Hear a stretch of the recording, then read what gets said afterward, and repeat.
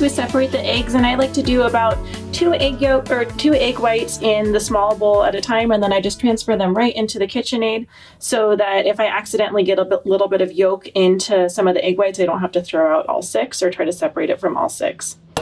And then we are going to be mixing the rest of the ingredients in with the yolk, which is why we used a little bit bigger container for the yolks.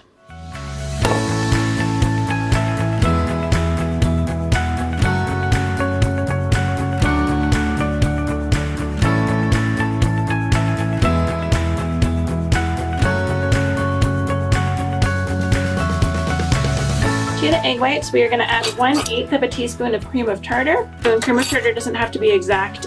You can do this without the cream of tartar, but it will help stabilize the egg whites so they get nice and fluffy.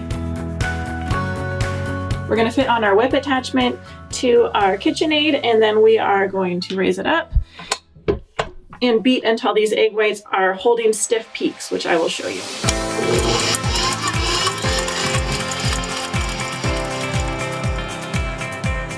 So this is the most common mistake when making this bread, is that you don't whip the whites enough.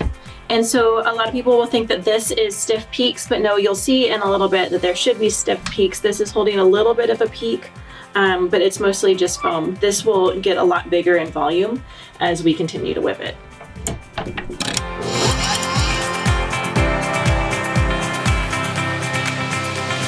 So this is what we want. You can see how really stiff these egg whites have gotten. And if yours never got like this, then it's probably because you got a little bit of fat or a little bit of yolk into your egg whites. And the loaf will still turn out great, but it won't be as puffy. So we're gonna set this aside. To the yolks, we're gonna add 1½ cups of hazelnut flour, 4 tablespoons of melted butter or coconut oil, 2 packets of stevia, or the equivalent of a no-carb sweetener, and 1/2 teaspoon of sea salt. And we're just going to gently mix.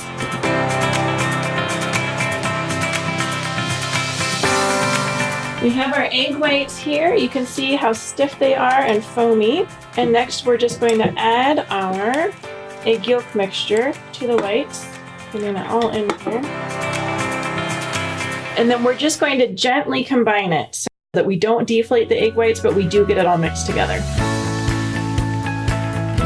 So just be careful not to deflate your eggs here, and just make sure the bottom and the sides are all mixed in. And we're going to go prepare our loaf pan.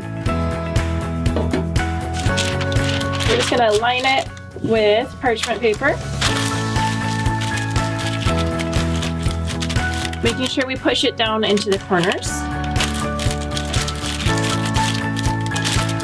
And if it pops up, it will be held down with the batter. Just gonna get all of the batter out, and we're gonna smooth it gently again so that we don't deflate our egg whites into the loaf pan.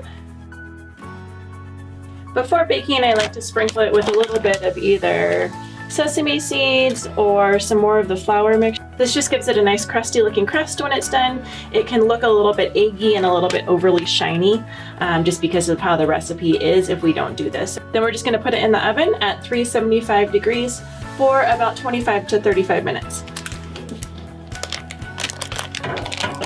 So we're going to let this cool just like this for 5 minutes, and then we are going to unwrap it from the parchment paper, take it out of the pan, and let it continue cooling until it's all the way to room temperature on this wire rack.